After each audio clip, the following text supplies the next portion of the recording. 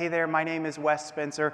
I came over from the Perch acquisition, and it's really, really good to be with you. I have some things that I am personally very excited about, and I promise you that you too are going to be likewise excited. So I'm going to try to hold off and talk about a couple things first, as all good people should do in the tease. So first of all, little Perchy is getting settled into the ConnectWise nest, kind of nestling in there next to Owly. And I don't know, could I actually call him Owly, Jason?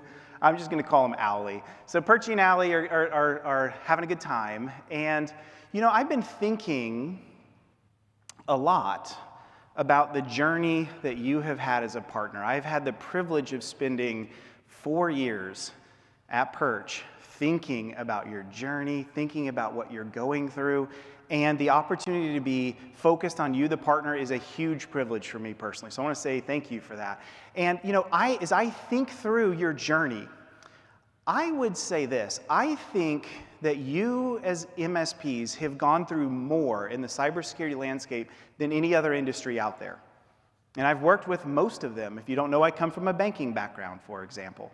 I would say you guys in the past 5 years, you look at the journey you've gone down, you look at the challenges you've faced, you've looked at what you've had to overcome. It's been monumental. You know that. You know the challenges that you've gotten through. And if we kind of throw this into like a boxing analogy, and I did this in the threat report that you see right here referenced. And by the way, that threat report is free. Go download it today. Anyone seen it, taken a look at it? Hopefully they got some hands. Yes, good. Go check that out. It's awesome. I was kind of trying to think through, how do I like describe what we went through? And I used a boxing analogy. You know, I think originally we were up against the ropes. I think if we're all honest with ourselves, and we're all kind of frank of like, what did I, you know, when all of this happened in like 2017 and 2018, we see these Buffalo jump attacks where you as MSPs are being hit and all of your clients. We were not prepared. Let's just be honest. We weren't, most of us.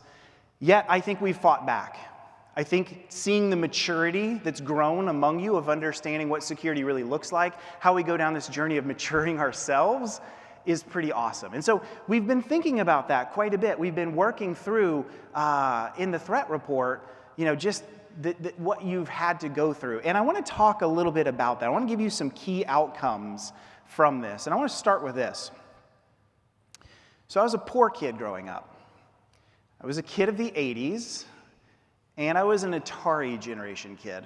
Not because Atari was the latest, greatest, but it's all my family could afford. So like I grew up on the world's worst video game. You guys know what that is? E.T.? Like, that game was really, really bad. I think Netflix, the documentary, even showed it. It was like the worst game ever. So I always wanted to play Nintendo. You guys know the Nintendo Entertainment System. My family couldn't afford it, so the only way I could get my hands on it was to go to a friend's house. And man, my world was like rocked because that whole system was incredible. Like games like Mario, like Super Metroid, Mega Man, like the greatest games ever. But there was one game that was better than all of them. I dare say one of the top 10 games of all time. You guys know what that is? Mike Tyson's Punch-Out, going against Iron Mike himself. See, this is the day, not like Minecraft, which I do love, where like, you better get it right or you're starting all over again. And I'm telling you, when I would go to my friend's house, if I could button mash my way to Iron Mike, you know, just whack, whack, whack, whack, whack, whack, and usually I could get there, maybe a couple dodges or two, but you don't beat Iron Mike by button mashing. The only way you get past him, and by the way, I just showed you the gif of like how you beat him, so you're welcome, those of you that are like going back to retro games like me. There's a way to beat him. There's a path to beat him. You have to do it the right way or you're going to fail every time. And I think cybersecurity is a lot like that. I really do. I don't think we button mash our way to success in security. I've gone through this as a practitioner, gone through it with you in your journey.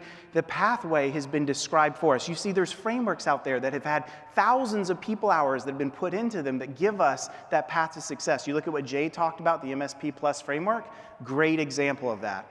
You need to go check that out and dive into it if you haven't already. So this is, you know, I think about this and I think, you know, we're kind of like Mac in this picture. You guys know his name's Mac? His name's Mac. You know, he's small. He's undersized, Doesn't really have a great punch, not fast, but he's got this up here, right? And he's learned the right way to beat the game. And I think we largely are in the same boat. And so I want to encourage you with that, make you think about that. The other thing I wanted to talk about is some predictions. So the report we did it's a long time ago, like 2.5 years ago I started writing it. For last year's report, we made 3 predictions. All of them came true in their own time. I don't have time to talk about those, but I do want to talk about the predictions we have for this year. Now look, you don't have to call me like Westerdamus or anything, although I might like answer to that. And I've always wanted to like touch Craig's crystal ball, but he won't let me, so I won't. So I'm going to give you a couple of, or just one prediction from the report. You have to read the report for the rest, and it's this. The age of regulation for the MSP has come. Now that could be shocking for some of you. Some of you are like, yeah, I've seen this coming too. I want to talk about what I think it might look like. I want to talk about where I see this going. Having come from the banker's side, I've worked with and dealt with this personally for a good portion of my career. So the first way that this may happen is simply this: cyber insurance continuing to centrally control. See, you guys know this. In the good old days, getting cyber insurance was like 3 things. Do I have a business name? Do I have an address? And can I fog that mirror? And if I can, I've got insurance. There's like Oprah out there, right? Like, you get insurance. You get insurance. Yes, you get insurance. Like, you all get it, right? It's that easy. And what do we know? Every single one of you, if I brought you up here, you would attest, yeah, those days are gone. It is nowhere close to that easy. It's much more expensive, way more things I have to attest to. Way more complicated and challenging. Why? Because insurance companies know this. They're in for profit too, just like you. The last thing that they want to do is just chuck out insurance and continue to pay out ransoms. They know that. We know that. So we're going to continue to see them drive the needle. And we may see them continue to eventually put enough teeth in it to where they drive the standards we see. Second way. This is by no means the one I think any of us want in the room, unless you're crazy, is federal government. Jay mentioned this a little bit earlier. We're seeing the wheels begin to turn. See, here's the deal with regulators, because I've worked with FDIC, OCC, SEC, like all the C's that are out there. And let me tell you one thing I've learned. They move super slow, but it's like a big boulder. Once you start pushing that boulder, it's almost impossible to stop. And guess what? We're seeing the beginnings of this. You look at what's happened in Louisiana. I know some people here from Louisiana that can attest to this. State of Louisiana is saying, look, if you're a state agency, and you use an MSP, you must report it. Why? Because we need to know in the event of a breach. You look at, as Jay mentioned, what's happening in the federal circles. I was reading news about it this morning. It's continuing to be a buzz. You see President Biden's executive order where IT providers are mentioned. Here's what's staggering about that. It's less about you being mentioned and more the fact that you are mentioned, right? Like, they know who you are now. You're not some unknown industry that they have no idea who you are. We know now, and they know now, the importance of managed providers of all kinds, especially IT providers. So that's the second way. The third way would be my choice, self-regulation. What might that look like? We can have these conversations this week. We have conduits with our friends like CompTIA ISAL that we can talk with and get together and say, what could this look like? And here's the good news. We have a lighthouse for that. What is that lighthouse? PCI. You see, back in the 2000s, they got really tired of all of the card fraud they had, so the major issuers got together and said, enough is enough. We're going to centralize and control standards around this whole world. Could that happen? I don't know.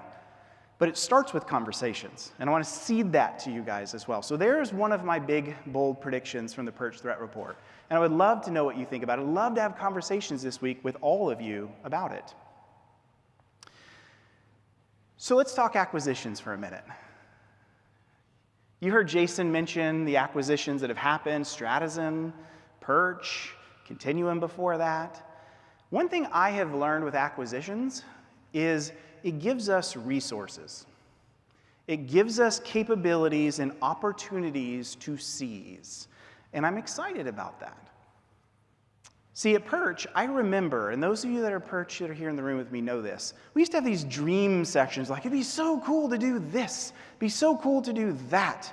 But they were just dreams, because as a startup, you're always hampered by lack of resources, right? It's part of being a startup. So I want to talk about something that I am really, really excited about. And I think you're going to be excited about it too. With these resources come opportunities, as I said. And today, I am very privileged and excited to announce to you the creation of the ConnectWise Cyber Research Unit. The CRU for short is what we call it. You may be wondering, what the heck is the CRU? It's a threat research group. There's a lot of them that are out there, but most of them are focused on the Fortune 500. Most of them are focused on large enterprise. They don't know you. They certainly don't know down market. And so sometimes we struggle with I wish someone would be focused on me. And this is what we're doing at the CRU. It's come and been created out of our background at Perch, and I am super duper excited. So what is it going to look like for you? You probably asked that question, and I think it's a good one. So here's the way you can think about this. Few things I'll just mention. First is security content. See, at ConnectWise, we're literally seeing millions of alerts every year. So why not take all of this, turn it into actionable intelligence and data from it? And this is not new, by the way. We've been doing this for years, but we're formalizing this, giving you the ability to see signatures that you can use, alerts and SIM rules that you can use. And we're already doing this. If you've seen Perch threat reports, we've been doing this for a long time. You'll see us say, here's a signature. If you're using Snort, roll it out. If you've got Perch, it's already baked in. So we're big on that. You're going to see that continue. You're going to see that grow, continue to see that more sophisticated. Second is automation. One of the things I like to talk about is we're very much machine-driven, but human-led. You don't handle millions of alerts in a pipeline unless you have a lot of automation behind the scenes. Now, that's a complex topic to talk about, but I'll just leave it with this. There's no way that humans can do all of the work. In fact, we make our humans best when we get rid of the noise and let them focus on what matters. That's how you find interesting things. If you go back and you look at what Perch found with the KSN botnet way back years ago, those things were found by humans doing the analysis. And that, to me, is what's so exciting. And we would love to talk to you more about how that automation works at the booth. Third, what's most exciting to me is research. The research element is really, really exciting because it gives us the capability to see into the behaviors, activities, and actions that bad guys are doing. So how do we do that? It's pretty simple.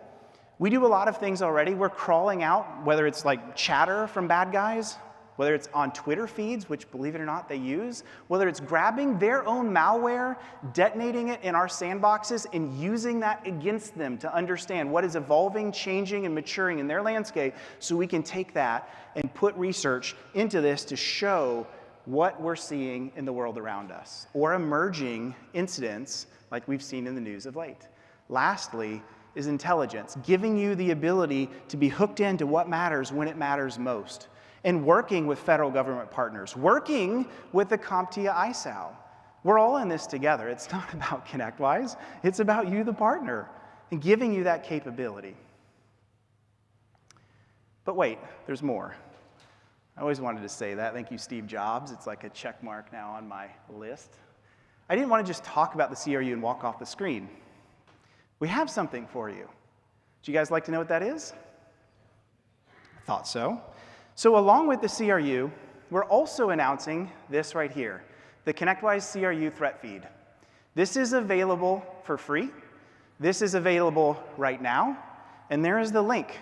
I knew I'd see phones come out. I knew I'd see people take pictures of it. Good, use it.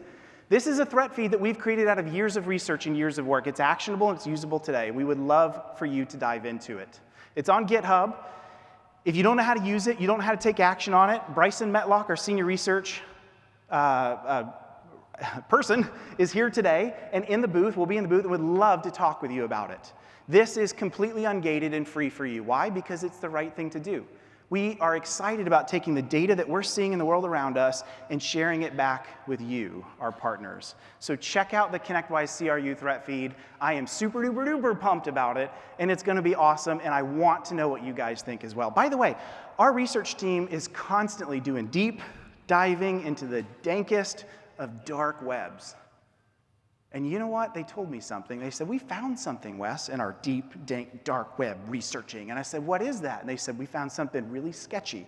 I said, oh, really? Something I could share on screen? And they said, oh, yeah. I said, what is it? They said, well, there's this 12-year-old kid that we found named Craig Fulton. I said, oh, really? I said, yes, we were looking through and discovered this right here, this Nintendo Fan Club. This is before Nintendo Power, my friends. Nintendo Fan Club magazine that we found right here, 1987 edition. And we found evidence of Mr. Fulton, as you see, writing into Nintendo Fan Club magazine. And I was like, well, that's kind of incredible. And they said, wait till I find out what we have on you. I said, nope, that's enough. We're good. Close it out. We're moving on. So I am so excited about the CRU. And as I close, you may feel like this. We've been talking about controlling the chaos, and you may feel like my security journey is like this. Where the heck am I even supposed to go? I'm lost.